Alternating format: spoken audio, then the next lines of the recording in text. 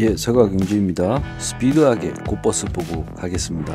꽃버스 오늘 2560 가격 뚫지는 못하고 갖다 맞춰놨습니다. 제가 평균 단가는 2570 가격입니다. 그래서 저는 올라왔었을 때 나눠서 분할 매도를 하고 닫고 다면 쭉 해서 닫고 다면 추가 매집을 합니다. 아무튼 그런 곳이고, 이틀이나 이제 상승을 했으니까 느낌상 이제 방어를 해야 되는 하루가 될 것 같습니다. 상대 진영의 대표주자 삼성전자입니다. 제가 지난주 말했듯이 69500 가격 윗가격 꼬리를 달고 방어를 하고 있는 상태입니다. 과연 지지를 하고 올라설 것인가? 꽃버스는 머리가 닿았지만 갭으로 다 붙어가지고 띄워줄 것인가? 아무튼 꽃버스 기준으로는 수요일만큼은 불리한 시간들입니다. 우리 금융지주 가격이 지금 이제 쉬어가는 시간인 것 같습니다. 내려오면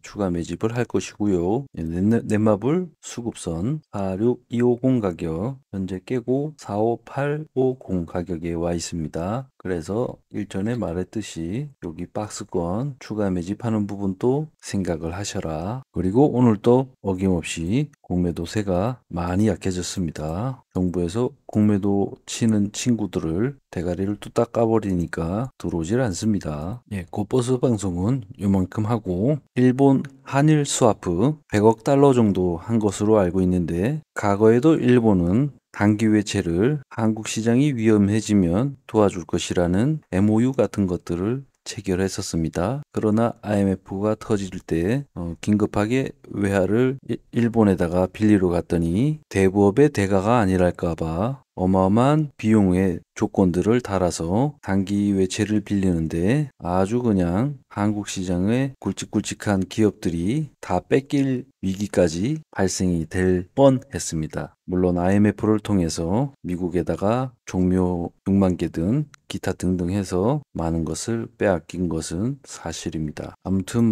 일본 자본이 지금 이게 19년도 자료인데 19년도만 해도 약 52조가 우리 시장에 잠식이 돼 있다고 이야기를 하고 있습니다. 현재는 더 많아졌을 가능성이 높고요. 현재 미국 채권을 가장 많이 들고 있는 것이 아직도 일본입니다. 그런 일본이 거의 한 20년간 마이너스 금리로 10년 채권 수익률이 마이너스 금리로 해가지고 운영해왔던 것들을 2022년 이후로 해서 가격이 미친 듯이 수익률 부분들이 자꾸 올라오려고 하다 보니 요때 계속 일본 정부에서 어마어마한 예산을 들여서 내리고 했는데 도저히 안 된다 보니 엔트리도 했겠다.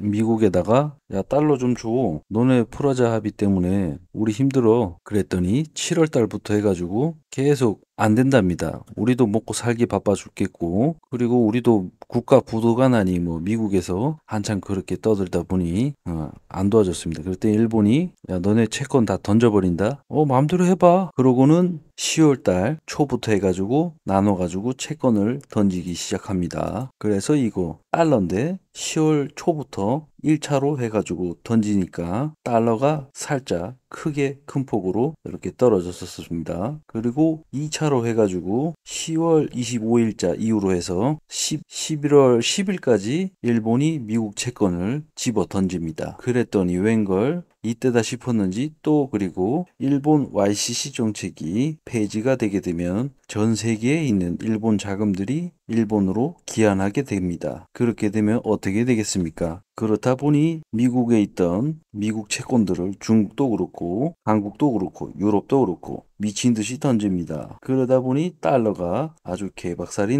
났습니다. 그리고 1월 달에 부랴부랴 바이든이 기시다를 만나러 비행기를 타고 일본으로 가게 되는 겁니다. 일본에 가서 야 너네도 이제 그동안 프라자 합의 때문에 힘들었으니까 중국도 설치고 러시아도 설치고 너가 이제 내 편이 되어줘서 나의 칼이 되어야 되겠다. 그래서 그런 조건들을 풀어주게 되면서 대신에 미국 채권은 던지지 마. 우리가 금리를 잘 올려서 이자 잘 쳐줄 테니까. 그리고 미국은 달러를 또 겁나게 찍어서 높은 이자이긴 하지만 미국 정부에서 감당할 수 있는 정도의 달러 가치를 가지고 일본과 함께 서로 조율을 하면서 현재 관리가 되어 가고 있는 상태인 겁니다. 그래서 현재 이 화폐 가치에 따라서 달러는 현 가격을 유지하려고 할 것이고, 일본은 미국 채권을 많이 들고 있다 보니 여러모로 역시나 달러 대체 화폐로 가능성이 있음을 보여주고 있고, 현재 가격이 어마어마하게 싸다 보니 지하 1층인데 지금 지하 2층 정도가 더 남아있긴 하지만 지금부터라도 야금야금 엔화도 모아가는 것이 좋아 보입니다. 그래서 외국 화폐의 비율은 7대 3 정도,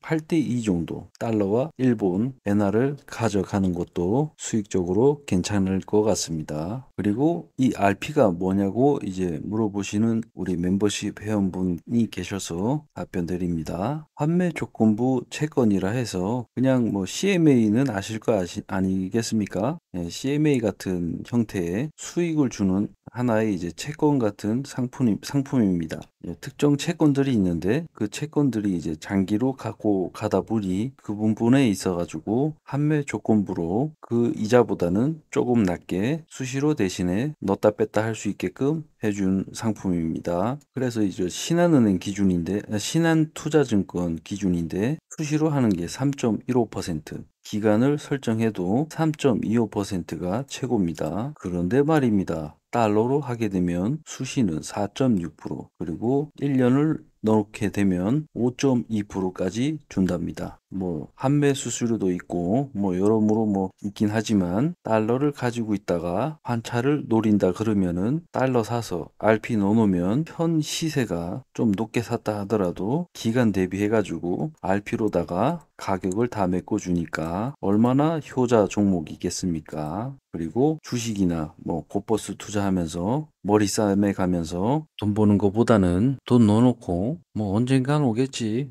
달러도 오를 것이고 RP도 뭐 계속 돈 들어오니까, 아무튼 대한민국의 제2의 IMF가 곧 찾아올 듯합니다. 정부는 마치 IMF 때를 보듯 세수가 빵꾸가 뚫렸는지 세수가 줄줄 새고 있는 상태고요. 야당과 합치가 안 되다 보니 외화를 뭐 건드려 가지고 그걸로 이제 세금 충당을 하겠답니다. 각자 도생, 가성비. 아무튼 2023년에는 작년의 기조와 역반대로 정말 정신을 번쩍 차려가지고 살아야 가야 되는 세상입니다. 조만간 이제 11월, 12월이 되면 회사에서 사람들을 자를 겁니다. 그리고 12월 달 보통 대기업이나 기업들이 내년 사업 계획을 짤 텐데, 정말이지 직장인들도 그리고 사장님들도 아주 암울할 것입니다. 그래서 주식으로 한 방 노리기보다는 달러도 사고 엔화도 사고 RP도 투자를 해서 수익도 얻고 채권도 사고, 우리는